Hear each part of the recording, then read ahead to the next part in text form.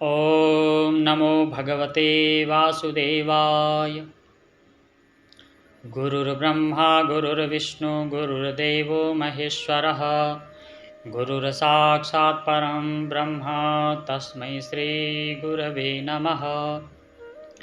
कृष्णं नारायणं वन्दे व्रजप्रियं। कृष्णं द्वैपायनं वन्दे कृष्णं वन्दे पृथासुतम्। नारायणं नमस्कृत्य नरं चैव नरोत्तमं देवीं सरस्वतीं वन्दे ततो जयमुदीरयेत्। आइए अब हम सब लोग श्रीमद् भागवत जी में प्रवेश करते हैं। वाणी को पवित्र करने के लिए कुछ देर भगवन नाम संकीर्तन करते हैं। सब लोग मेरे साथ मीठी मीठी तालियों के साथ संकीर्तन करेंगे। श्री कृष्ण गोविंद हरे मुरारे, हे नाथ नारायण वासुदेवा। श्री कृष्ण गोविंद हरे मुरारे, हे नाथ नारायण वासुदेवा। बोलिए आनंद कंद भगवान श्री कृष्ण चंद्र की जय हो। बोलिए श्री गुरुदेव भगवान की जय हो। परम पिता परमेश्वर भगवान श्री कृष्ण और श्री गुरुदेव भगवान की विशेष कृपा से आज हम सब लोग यहाँ श्रीमद् भागवत कथा सुनने के लिए समवेत रूप से एकत्रित हैं। बड़े बड़भागी होते हैं वे लोग जिनको ऐसे सुअवसर मिलते हैं। जब कई जन्मों के पुण्य उदय होते हैं तब जाकर भगवान की कथा सुनने का ऐसा सुंदर अवसर प्राप्त होता है। श्रीमद् भागवत की कथा क्यों सुननी चाहिए? भागवत कथा सुनने वालों को क्या मिलता है? सर्वप्रथम किन किन लोगों ने भागवत कथा सुनी? सबसे पहले भागवत की कथा किसने सुनाई, किसको सुनाई, कहाँ सुनाई और क्यों सुनाई? इन सब बातों का जिसमें विस्तार से वर्णन किया गया है उसको भागवत का महात्म्य कहा जाता है। किसी भी कथा को कहने से पहले उस कथा का महात्म्य बताया जाता है। ऐसा नियम है ताकि सुनने वालों की उस कथा में रुचि बढ़ जाए। व्यास जी महाराज ने पद्म पुराण में श्रीमद् भागवत के महात्म्य का विस्तार से वर्णन किया है। भगवान का पावन नाम लेकर उनको प्रणाम नमस्कार करते हुए वेद व्यास जी महाराज श्रीमद् भागवत के महात्म्य में प्रवेश करते हैं। तो आइए हम सब भी उस ओर चलते हैं। सच्चिदानंद रूपाय विश्वोत्पत्त्यादि हेतवे तापत्रय विनाशाय श्री कृष्णाय वयं नमः। जो सच्चित आनंद स्वरूप हैं, जो विश्व की उत्पत्ति आदि के कारण हैं तथा जो तीनों प्रकार के तापों का विनाश करते हैं, उन श्री कृष्ण अर्थात राधा कृष्ण भगवान को हम नमस्कार करते हैं। श्री कृष्ण में जो श्री है उसका मतलब है राधा जी, तो राधा कृष्ण भगवान को हम नमस्कार करते हैं। यं प्रव्रजन्तमनुपेतमपेतकृत्यं द्वैपायनो विरह कातर आजुहाव। पुत्रेति तन्मयतया तरवोऽभिनेदुस्तं सर्वभूतहृदयं मुनिमानतोऽस्मि। जिस समय श्री सुखदेव जी का यज्ञोपवीत संस्कार भी नहीं हुआ था, लौकिक वैदिक कर्मों के अनुष्ठान का अवसर भी नहीं आया था, तभी उन्हें अकेले ही संन्यास लेने के लिए घर से जाते देखकर उनके पिता व्यास जी विरह से कातर होकर पुकारने लगे, बेटा बेटा तुम कहाँ जा रहे हो? उस समय वृक्षों ने तन्मय होने के कारण श्री सुखदेव जी की ओर से उत्तर दिया था ऐसे सर्वभूत हृदय स्वरूप श्री सुखदेव मुनि को भी हम सब नमस्कार करते हैं। नैमिषेषु तमासीनाम् अभिवाद्य महामतिं कथामृतरसास्वाद कुशलः शौनको ब्रवीत्। एक बार भगवत कथामृत का रसास्वादन करने में कुशल मुनिवर शौनक जी ने नैमिषारण्य क्षेत्र में विराजमान महामति सूत जी को नमस्कार करके उनसे पूछा, ये नैमिषारण्य क्षेत्र लखनऊ से 80 किलोमीटर दूर लखनऊ क्षेत्र के अंतर्गत सीतापुर जिले में है, जो गोमती नदी के बाएं तट पर स्थित एक प्रसिद्ध हिंदू तीर्थ है। पुराणों के अनुसार नैमिषारण्य के किसी गुप्त स्थल पर आज भी ऋषियों का स्वाध्याय अनुष्ठान चलता रहता है। और ये जो सूत जी हैं, ये लोमहर्षण के पुत्र हैं। सोती उग्रश्रवा इनका पूरा नाम है। और सोनकादि ऋषि जो हैं वो 88,000 ऋषि हैं। उनमें सोनक जी उनके मुख्य ऋषि हैं, मुखिया हैं। और सभी ऋषियों की तरफ से सूत जी को नमस्कार करके वो उनसे कुछ पूछ रहे हैं। तो सूत जी महाराज से सोनक जी ने निवेदन किया, महाराज कलयुग का प्रारंभ हो चुका है। प्रायः सभी मनुष्य आसुरी वृत्ति के हो गए हैं। हर प्राणी दुखी है। तो आज कोई ऐसी कथा सुनाओ जिससे भक्ति ज्ञान वैराग्य भी बढ़े और भगवान श्री कृष्ण भी मिल जाएं। और कथा का सार सुनाना क्यों? क्योंकि कलयुग में मनुष्यों की बुद्धि कमजोर होती जाएगी, समय भी कम रहेगा, जीवन की आयु भी कम है। तो सूत जी महाराज प्रसन्न होकर बोले, शौनकादि ऋषियों, ऐसी ही बात है तो आज हम आपको समस्त शास्त्रों का सार ही सुनाने जा रहे हैं। सावधान होकर सुनो। इस संसार में सबसे बड़ा डर है मृत्यु का। मरने का डर सबसे बड़ा है। और इस संसार का नाम है मृत्युलोक। जिसने जन्म लिया उसका मरना निश्चित है। आया है सो जाएगा, राजा रंग का फकीर। कोई सिंहासन चढ़ चला, कोई बंधा जंजीर। जातस्य ही ध्रुवोर मृत्यु। जिसने जन्म लिया है उसका मरना निश्चित है। तो इस संसार भय को दूर करने के लिए सुखदेव जी ने श्रीमद् भागवत संहिता को कलयुग में प्रकट किया। काल व्याल मुखग्रास त्रास निर्णास हेतवे श्रीमद्भागवतं शास्त्रं कलौ कीरेण भासितम्। जब महाराज परीक्षित के सामने मृत्यु का भय उपस्थित हुआ, तब सुखदेव जी महाराज ने श्रीमद् भागवत सुनाकर परीक्षित को भय मुक्त कर दिया था। सूत जी ने बताया सौनकादि ऋषियों को कि पूर्व काल में सनकादि ऋषियों ने नारद जी को यह भागवत की कथा सुनाई और सप्ताह श्रवण की विधि बताई।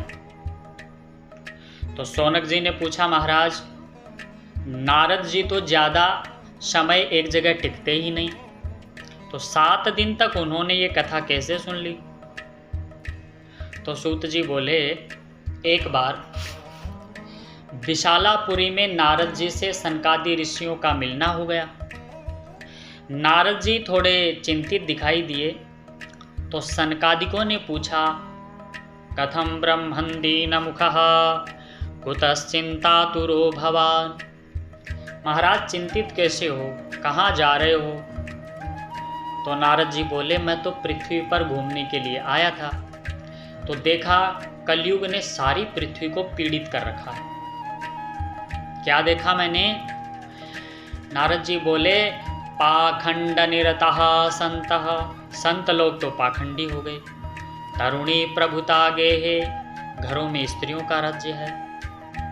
तरुणी प्रभुता गेहे, श्याल को बुद्धिदायक है, कन्या विक्रयणो लोभात दंपत्ति नाम च कलकनम। लोभात कन्या विक्रयणः, लोभ से कन्याओं को बेचने लगे लोग, बड़ी विडंबना है महाराज। दंपत्ति नाम च कलकनम, और स्त्री पुरुषों में कलह मचा रहता है। मंदिरों को नष्ट किया जा रहा है। इस समय न कोई योगी है, न कोई सिद्ध है, न कोई ज्ञानी है। मैं घूमता घामता यमुना नदी के तट पर आया तो वहां मैंने एक और बड़ा आश्चर्य देखा। क्या देखा? दो बूढ़े आदमी बेहोश अवस्था में पड़े थे और एक जवान स्त्री उनको होश में लाने का प्रयास कर रही थी, रो भी रही थी। चारों तरफ सैकड़ों स्त्रियां पंखा जला रही थी। पास जाने पर उसने मुझे अपना दुखड़ा सुनाया। बोली, दर्शनम तव लोकस्य सर्वथा गहरम परम। आप जैसे संतों के दर्शन से तो सभी पाप नष्ट हो जाते हैं। यदा भाग्यम भवेद भूरि भवतो दर्शनम तदा। बड़े भाग से आप जैसे संतों के दर्शन होते हैं। महाराज, मेरा नाम भक्ति है और ये बूढ़े आदमी मेरे बेटे हैं। इनका नाम ज्ञान और वैराग्य है। ये देवियां जो पंखा जला रही हैं, ये गंगा आदि नदियां हैं। कलयुग के प्रभाव से हम तीनों ही माँ बेटे बूढ़े हो गए थे, लेकिन वृंदावन में आकर मैं तो पुनः जवान हो गई। लेकिन ये ज्ञान और वैराग्य अभी भी बूढ़े पड़े हैं। इसी दुख से मैं दुखी हूं। तो नारद जी बोले, अयम तु युग धर्मो ही वर्तते कस्य दूषणम अतस्तु पुंडरीकाक्षः सहते निकटे स्थितः। देवी, ये तो इस कलयुग का स्वभाव है, इसमें किसी का दोष नहीं है। इसलिए भगवान देखते हुए भी सब सह रहे हैं। लेकिन इस कलयुग की एक विशेषता भी है। यत् फलम नास्ति तपसा न योगेन समाधिना तत्फलम लभ्यते सम्यक कलौ केशव कीर्तनात्। जो फल अन्य युगों में तपस्या, योग एवं समाधि से भी नहीं मिल पाता था, वो कलयुग में भगवान श्री कृष्ण के कीर्तन मात्र से मिल जाता है।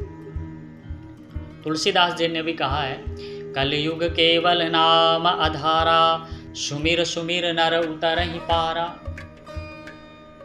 कलयुग में केवल नाम ही आधार है, नाम जप करो। कलौ भक्ति भक्त्या कृष्ण पुरस्थितः। लेकिन तुम्हारे दुख को दूर करने का मैं प्रयास करता हूं, नारद जी बोले। नारद जी ने सनकादिकों से कहा, महाराज, मैंने वेद का पाठ किया, वेदांत का पाठ किया, गीता का पाठ किया, लेकिन ज्ञान वैराग्य का बुढ़ापा दूर नहीं हुआ। वेद वेदांत घोषैश्च गीता पाठैर मुहुर्मुहुः। लेकिन इतने में क्या हुआ? व्योमवाणी तदैवाभून्, आकाशवाणी हुई। क्या बोली आकाशवाणी? एतदर्थम तु सत्कर्म, इसके लिए सत्कर्म करो। लेकिन अशरीर गिरोक्तम यत् तत्किं साधनमुच्यताम्। महाराज, आकाशवाणी ने जो साधन बताया वो मेरे समझ में नहीं आया। कौन सा सत्कर्म करें? वो कौन सा साधन है, आप मुझे बताने की कृपा करें। तो सनकादिकों ने कहा नारद जी से, मां चिंताम कुरु देवर्षे। देवर्षि नारद, चिंता मत करो। आकाशवाणी ने जिस सत्कर्म की बात कही वो है भागवत की कथा। वो साधन हम आपको बता रहे हैं, इनको भागवत की कथा सुनानी पड़ेगी। क्योंकि भागवत की कथा भी वेद और उपनिषदों के सार से बनी है, लेकिन जो स्वाद फल में है वो जड़ पत्तों शाखाओं में नहीं होता। तो नारद जी बोले, भाग्योदयेन बहुजन्म समर्जितेन सत्संगमं च लभते पुरुषो यदा वै। अनेक जन्मों के पुण्य पुंज के उदय होने पर सत्संग मिलता है, तब जाकर मोह जनित अज्ञान दूर होता है। महाराज आप बताओ, भागवत कथा सुनने सुनाने की विधि क्या है? सनकादिक बोले, हरिद्वार के पास आनंद नाम का घाट है, वहां चलो, वहीं पर यह भागवत सप्ताह ज्ञान यज्ञ प्रारंभ करते हैं। तो जिस समय ये गंगा तट पर आनंद घाट पर आए तो भूलोक, देवलोक, ब्रह्मलोक सभी जगह इस कथा का हल्ला बोल हो गया। किसी को बुलाना नहीं पड़ा, भागवत कथा के रसिक लोग स्वयं वहां आ गए। नदियां, तीर्थ, सरोवर, सारी दिशाएं, गंधर्व, दानव, ऋषि लोग, वेद वेदांत, मंत्र तंत्र, पुराण, शास्त्र, देवता मूर्तिमान होकर वहां पहुंच गए कथा सुनने के लिए। सनकादिक चारों ऋषि कथा के व्यास बन गए और नारद जी मुख्य यजमान बन गए। शंख बजने लगे, फूलों की बरसात होने लगी, अबीर गुलाल खील की बारिश होने लगी। सनकादिकों ने कहा, सदा सेव्या श्रीमद्भागवती कथा यस्याः श्रवण मात्रेण हरिश्चित्तं समाश्रयेत्। श्रीमद् भागवत कथा का सेवन सदा करते रहना चाहिए। क्यों? क्योंकि कथा सुनने मात्र से श्री हरि हृदय में आकर बैठ जाते हैं। इस ग्रंथ में 18,000 श्लोक हैं तथा 12 स्कंध है। इसमें श्री सुखदेव और राजा परीक्षित का संवाद है। बहुत सारे पुराण और शास्त्र सुनने से व्यर्थ का भ्रम बढ़ता है, इसलिए केवल भागवत शास्त्र सुनो। जहाँ भागवत की कथा होती रहती है वो स्थान तीर्थ रूप हो जाता है। जो भगवान की कथा पढ़ता है अथवा सुनता है उसके करोड़ों जन्मों के पाप नष्ट हो जाते हैं। और जिसने भगवान की कथा का रस नहीं पिया वो तो अपनी माता को प्रसव पीड़ा देने के लिए ही पैदा हुआ। धिक्तम नरम पशु समम भुवि भार रूपा। ऐसे मनुष्यों को धिक्कार है। ऐसे मनुष्य पृथ्वी पर बोझ हैं, पशु के समान हैं। सनकादिक बोले, ये बात हम नहीं कह रहे, देवता लोग ऐसा बोल रहे हैं। वैसे तो इस कथा को सुनने के लिए दिनों का कोई नियम नहीं है, इसको तो सदा सुनते ही रहना चाहिए ब्रह्मचर्य का पालन करते हुए। लेकिन कलयुग में बहुत दिनों तक चित्त की वृत्तियों को रोक कर रखना संभव नहीं है, इसलिए सप्ताह श्रवण की विधि है। यत् फलम नास्ति तपसा न योगेन समाधिना अनायासेन तत्सर्वं सप्ताह श्रवणे लभेत। जो फल तपस्या, योग और समाधि से नहीं मिलता वो सप्ताह श्रवण से अनायास ही मिल जाता है। जब भगवान श्री कृष्ण इस धरा धाम को छोड़कर अपने नित्य धाम को जाने लगे तब उद्धव जी ने भगवान से पूछा, भगवान आप जा रहे हो, कलयुग आने वाला है, कलयुग के प्रभाव से अनेक दुष्ट प्रकट हो जाएंगे, पाप के भार से दबकर पृथ्वी किसकी शरण में जाएगी? त्वत्वियोगेन ते भक्ताः कथम स्थास्यन्ति भूतले। और आपका वियोग होने पर भक्त लोग इस पृथ्वी पर कैसे रहेंगे? तो भगवान ने विचार करके अपनी सारी शक्ति भागवत में रख दी और एक रूप में स्वयं भागवत में प्रवेश कर गए। इसलिए तेनेयं वाङ्मयी मूर्ति प्रत्यक्षा वर्तते हरे।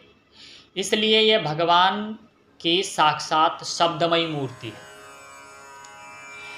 सूत जी बोले, सनकादि ऋषियों, जिस समय सूत जी बोले, सौनकादि ऋषियों, जिस समय सनकादि मुनीश्वर भागवत की महिमा का बखान कर रहे थे, उसी समय भक्ति देवी तरुणी होकर अपने पुत्र ज्ञान वैराग्य के साथ सबके बीच में कीर्तन करती हुई प्रकट हो गई। श्री कृष्ण गोविंद हरे मुरारे, नाथेति नामानि मुहुर्वदन्ति। इस प्रकार बोलते हुए सबने आश्चर्य किया। भक्ति देवी बोली, महाराज मैं कहाँ बैठूं? सनकादि बोले, कथा सुनने वाले वैष्णव के हृदय में बैठो, क्योंकि जिसके हृदय में भक्ति देवी बैठी हो, भगवान उसके हृदय में खींचे चले आते हैं। तो भक्ति देवी को देखकर वहां भगवान भी प्रकट हो गए, और अकेले नहीं। वैकुंठवासिनो ये च वैष्णवा उद्धवादयः तत्कथा श्रवणार्थम ते गूढ़रूपेण संस्थितः। समस्त लीला परिकर के साथ पधारे भगवान। चारों तरफ जय हो गूंजने लगा, फूलों की बारिश हो रही है, चारों तरफ आनंद ही आनंद बरसने लगा। नारद जी बोले, महाराज ते विशुद्ध्यन्ति सप्ताह यज्ञ न कथामये न वदन्तु मह्यम। इस कथा को सुनकर कौन कौन लोग पवित्र हो जाते हैं? सनकादि बोले, ये मानवः पापकृतस्तु सर्वदा सदा दुराचाररता विमार्गगः क्रोधाग्निदग्धा कुटिलाश्च कामिनः सप्ताह यज्ञेन कलौ पुनन्ति ते। पूरे जीवन भर जिसने पाप किया हो और मरने के बाद भी उसके नाम से कोई भागवत कर दे, तो वे भी पवित्र होके भगवान को प्राप्त कर लेते हैं। इस विषय में हम आपको एक कथा भी सुनाते हैं। सनकादि कह रहे हैं नारद जी से, तुंगभद्रा नदी के तट पर एक नगर में आत्मदेव नाम का एक ब्राह्मण था। उसकी पत्नी का नाम था धुंधुली। धुंधुली सुंदर भी थी, घर के कार्य में निपुण भी थी, लेकिन उसको झगड़ा करने में, चुगली करने में और बकवास करने में बड़ा मजा आता था। लोकवार्ता रता क्रूरा प्रायसो बहुजल्पिका। आत्मदेव को इस बात का तो कोई दुख नहीं था, पर उनको कोई संतान नहीं थी। इस बात से वे सदा दुखी रहते। सारे उपाय करने के बाद भी जब संतान नहीं हुई तो दुखी होकर घर से निकल गए, जंगल में आ गए। संयोग से एक महात्मा उधर से जा रहे थे। ब्राह्मण देवता को रोता देखकर महात्मा बोले, कथम रोदिषि विप्रत्वं वदस्वस्य दुःखस्य कारणम। ब्राह्मण देवता क्यों रो रहे हो? अपने दुख का कारण बताओ। ब्राह्मण बोला, महाराज जब मैं पितरों को जलांजलि देता हूँ तो मेरी जलांजलि को पितर लोग चिंता जनित सांस से गर्म करके पीते हैं। वो सोचते हैं कि मेरे बाद मेरे कुल में पितरों का तर्पण कौन करेगा, क्योंकि मेरे कोई संतान नहीं है। गाय पालता हूँ तो वो भी बांझ हो जाती है, पेड़ लगाता हूँ तो वो भी फल फूल नहीं देते। ऐसा कहकर आत्मदेव जी जोर जोर से रोने लगे। महात्मा जी ने उसको बड़ा सुंदर उपदेश दिया। मुंचा ज्ञानम प्रजारूपम बलिष्ठा कर्मणो गति विवेकम तु समासाध्य यद संसार वासना। ब्राह्मण देवता, पुत्र प्राप्ति का मोह त्याग दो, कर्म की गति प्रबल है, विवेक का आश्रय लो, संसार की वासना छोड़ दो। और दूसरी बात, मैंने तुम्हारे माथे की रेखाएं देख ली हैं, 7 जन्म तक तो तुम्हारे संतान सुख है नहीं। और संन्यासे सर्वथा सुखम, संन्यास में ही सब प्रकार का सुख है। आत्मदेव जी बोले, महात्मा जी विवेकेन भवेत् किं मे पुत्रम देहि बलादपि। महाराज ज्ञान देने से मेरा क्या होगा? मुझे तो बलपूर्वक पुत्र दीजिए, अपनी योग माया से दीजिए, नहीं तो मैं आपके सामने ही प्राण त्यागता हूँ। महात्मा जी ने उसको बहुत समझाया कि देखो, पुत्र प्राप्त होने पर सुख मिल ही जाएगा, जरूरी नहीं है। बहुत से लोग पुत्र के कारण भी दुख पाते हैं। एक दो उदाहरण भी दिया। राजा सगर ने और राजा अंग ने पुत्र के कारण दुख भोगा। विधाता के लेख को मिटाने का हठ किया राजा चित्रकेतु ने, तो उसको भी कष्ट उठाना पड़ा, पर आत्मदेव को बात समझ में नहीं आई। महात्मा जी ने देखा ये किसी प्रकार अपना आग्रह नहीं छोड़ेगा, तो उन्होंने उसे एक फल दिया और कहा अपनी पत्नी को खिला देना। 1 साल तक सत्य, सोच, दया, दान और एक समय भोजन, इन नियमों का पालन करना, तो बालक शुद्ध स्वभाव वाला होगा। आत्मदेव प्रसन्न होकर घर आया, फल पत्नी को दे दिया, सारी बात बताई, लेकिन होगा वही जो राम रचि राखा। पत्नी ने बहुत सा कुतर्क मन में किया और वो फल नहीं खाया। एवं कुतर्क योगेन तत्फलम नैव भक्षितम। बहन के साथ मिलकर प्लान बनाया, वो फल तो गाय को खिला दिया। आत्मदेव के सामने गर्भवती होने का नाटक करने लगे। समय निकलता गया और बहन के इस बार होने वाला लड़का बहन को बहुत सा धन देकर उसने ले लिया। स्तनों में दूध नहीं है, तो पति से सलाह करके उसने बहन को ही अपने घर पे रख लिया। समय पाकर गाय ने भी बालक को जन्म दिया। सबको बड़ा आश्चर्य हुआ, आत्मदेव का तो भाग खुल गया। धुंधुली ने अपने बालक का नाम धुंधुकारी रखा और आत्मदेव ने गाय के बालक का नाम गोकर्ण रखा, क्योंकि उसके कान गाय के कान के जैसे थे और शरीर मनुष्यों के जैसा था। समय बीतता गया, दोनों बच्चे बड़े हुए, लेकिन ये क्या, गोकर्ण पंडितो ज्ञानी धुंधुकारी महाखलः। गोकर्ण तो महाज्ञानी बन गया और धुंधुकारी महान दुष्ट बन गया। चोरी, जारी, हिंसा आदि जितने दुर्गुण ये सब उसमें थे। पूत सपूत तो क्यों धन संचय, और पूत कपूत तो क्यों धन संचय। धुंधुकारी ने पिता की सारी संपत्ति नष्ट कर दी। माता पिता जब समझाने की कोशिश करते या रोकने की कोशिश करते तो उनकी भी पिटाई कर देता। आज आत्मदेव को महात्मा जी की बात समझ में आई। कुपुत्रो दुखदायकः। कुपुत्र तो बड़ा दुखदायी होता है। एक दिन आत्मदेव फूट फूट कर रो रहे थे। उसी समय परम ज्ञानी गोकर्ण जी वहां आए। गोकर्ण जी ने पिता को वैराग्य का सुंदर उपदेश दिया। क्या कहा? बोले, पिताजी यह संसार दुख रूप है। कौन किसका बेटा है, धन किसके साथ जाने वाला है।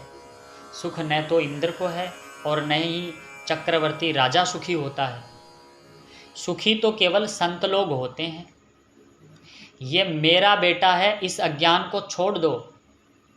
मोह माया के चक्कर में नरक में जाना पड़ेगा। शरीर को भी अपना मत मानो। क्यों? क्योंकि देह स्थिमां सरुधिरे भीमतिं तेजत्वं जाया सुतादिषु सदा ममतां विमुञ्चा पश्यानिशं जगदिदं क्षणभङ्गनिष्ठं वैराग्यरागरसिको भवभक्तिनिष्ठः। पिताजी, ये शरीर हड्डी मांस और रुधिर का पिंड है। इसका शरीर को अपना मत मानो। धर्मं भजस्व सततं त्यज लोक धर्मान। निरंतर भगवान का भजन करो, साधु पुरुषों की सेवा करो, दूसरों के गुण दोष की तरफ ध्यान मत दो। सेवा कथा रसमहो नितराम पिबत्वम। भगवान की सेवा करते रहो और भगवान की कथा सुनते रहो। इस प्रकार गोकर्ण जी ने जब ज्ञान दिया तो आत्मदेव जी ने घर छोड़ दिया, जंगल में चले गए। रोज भागवत जी के 10वें स्कंद का पाठ किया और भगवान श्री कृष्ण को प्राप्त किया। सूत जी बोले, शौनक जी, पिताजी के वन चले जाने पर धुंधुकारी ने एक दिन अपनी माता को बहुत पीटा, तो दुखी होकर उसकी मां ने कुएं में छलांग लगा दी और मर गई। गोकर्ण जी तीर्थ यात्रा के लिए निकल गए। गोकर्ण जी तो ज्ञानी थे, नित्य संतों के संपर्क में रहते थे, तीर्थों का सेवन करते थे, भजन करते थे, तो उनको इन बातों से कोई सुख दुख तो होता नहीं था। अब धुंधुकारी घर पर अकेला था, 5 वेश्याओं को घर पर ले आया। घर का सारा धन तो नष्ट हो गया था, सो वह लूटपाट करके, चोरी करके धन लेकर आता। वेश्याओं ने सोचा ये रोज रोज चोरी करता है, किसी दिन राजा इसको जरूर पकड़ेगा और इसके साथ हमें भी प्राणदंड मिलेगा। इसलिए उन्होंने इसको रस्सियों से बांधकर, मुंह में जलते अंगारे डालकर, मारकर वहीं गाड़ दिया और 5 वेश्याएं भाग गई। धुंधुकारी मरने के बाद प्रेत बन गया। गोकर्ण जी को धुंधुकारी के मृत्यु का पता चला तो गोकर्ण जी ने उसके नाम से गया श्राद्ध किया। एक दिन घूमते घामते गोकर्ण जी रात्रि में अपने घर पहुंचे तो प्रेत बने धुंधुकारी ने अपना भयानक रूप दिखाना शुरू कर दिया। कभी भैंसा बनकर दिखता, कभी हाथी, तो कभी अग्नि का रूप धारण कर लेता। गोकर्ण जी समझ गए कोई दुर्गति को प्राप्त जीव है। अंजलि में जल लिया, उसे अभिमंत्रित करके उसने उसके ऊपर छिड़का और पूछा, कौन हो तुम? तो वो प्रेत बोला, मैं तुम्हारा भाई हूँ धुंधुकारी, अपने कुकर्मों का फल भोग रहा हूँ। गोकर्ण जी आश्चर्य से बोले, तुम्हारा तो मैंने गया श्राद्ध भी कर दिया, लेकिन तुम प्रेत योनि से मुक्त कैसे नहीं हुए? तो प्रेत बोला, भाई मेरी मुक्ति सैकड़ों गया श्राद्ध करने से भी नहीं हो सकती, इसका कोई और उपाय सोचो। गोकर्ण जी ने सुबह होने के बाद सूर्य नारायण भगवान की स्तुति की और धुंधुकारी की मुक्ति का साधन पूछा। सूर्यदेव ने स्पष्ट शब्दों में कहा और वहां खड़े सब लोगों ने सुना। क्या कहा सूर्यदेव ने? श्रीमद्भागवतान मुक्ति सप्ताहम वाचनम कुरु। श्रीमद् भागवत की कथा से ही मुक्ति हो सकती है इसकी। सप्ताह पारायण करो, मतलब भागवत सप्ताह करो इसके नाम से। मंडप सजाया गया। गोकर्ण जी व्यास गद्दी पर बैठे। एक वैष्णव ब्राह्मण को मुख्य श्रोता बनाया गया। आसपास के गांवों के अनेकों लोग कथा सुनने के लिए आए। धुंधुकारी का आवाहन किया गया। पास में एक 7 गांठ का बांस था। धुंधुकारी आकर उसमें बैठ गया, क्योंकि प्रेत का शरीर वायु प्रधान होता है, बाहर तो एक निश्चित स्थान पर बैठ नहीं सकता। तो 7 दिन की कथा सुनकर धुंधुकारी मुक्त हो गया, सारे पाप नष्ट हो गए और दिव्य रूप धरकर धुंधुकारी सबके सामने प्रकट हुआ और कहा, धन्या भागवती वार्ता प्रेत पीड़ा विनाशिनी। ये भागवत की कथा धन्य है, ये प्रेतों की भी मुक्ति करने वाली है। जिसने भारतवर्ष में जन्म लेकर भी अगर भागवत की कथा नहीं सुनी तो उसका जन्म व्यर्थ है। हड्डी, मांस तथा चमड़े से बना यह शरीर, जिसके प्रत्येक अंग में दुर्गंध आती है, यह मल मूत्र का भांड है, रोगों का घर है। नष्ट होने में इस शरीर को क्षण भर का समय भी नहीं लगता। अंत में इसकी केवल 3 ही गति होती हैं, कृमि विड भस्म संज्ञान्तम शरीरमिति वर्णितम। क्या गति होती है 3? अगर इसे गाड़ दिया जाए तो कीड़े बन जाते हैं, कोई पशु पक्षी खा जाए तो बीठ बन जाती है, जला दिया जाए तो राख बन जाती है। तो मोहपूर्वक लालन पालन करके यदि इस अनित्य शरीर को हिष्ट पुष्ट और बलवान बना भी लिया जाए तो श्रीमद् भागवत की कथा सुने बिना इससे क्या लाभ हुआ? भगवान की कथा सुने बिना इस शरीर से क्या लाभ हुआ? ये भागवत कथा तीर्थ संसार के कीचड़ को धो देता है। और तब जाके निश्चित रूप से मनुष्य की मुक्ति हो जाती है। जिस समय धुंधुकारी ये सब बातें कह रहा था, वैकुंठ धाम से भगवान के पार्षद आए विमान लेकर, धुंधुकारी को ले जाने लगे। तो गोकर्ण जी बोले, कथा तो बहुत लोगों ने सुनी, लेकिन विमान केवल धुंधुकारी के लिए क्यों? पार्षदों ने कहा, श्रवणस्य विभेदेन फलम भेदोत्र संस्थितः, श्रवणम तो कृतं सर्वैः न तथा मननम कृतं। सुनने के भेद से फल में भेद हो गया। ये तो ठीक है, कथा तो सबने सुनी, लेकिन धुंधुकारी की तरह उस पर चिंतन मनन किसी ने नहीं किया। तो श्रावण मास में गोकर्ण जी ने फिर कथा करी, सबने कथा सुनी, मनन किया। तो 7वें दिन भगवान खुद आए पार्षदों के साथ, और वहाँ जितने भी जीव थे सबको साथ ले गए, सबकी मुक्ति हो गई।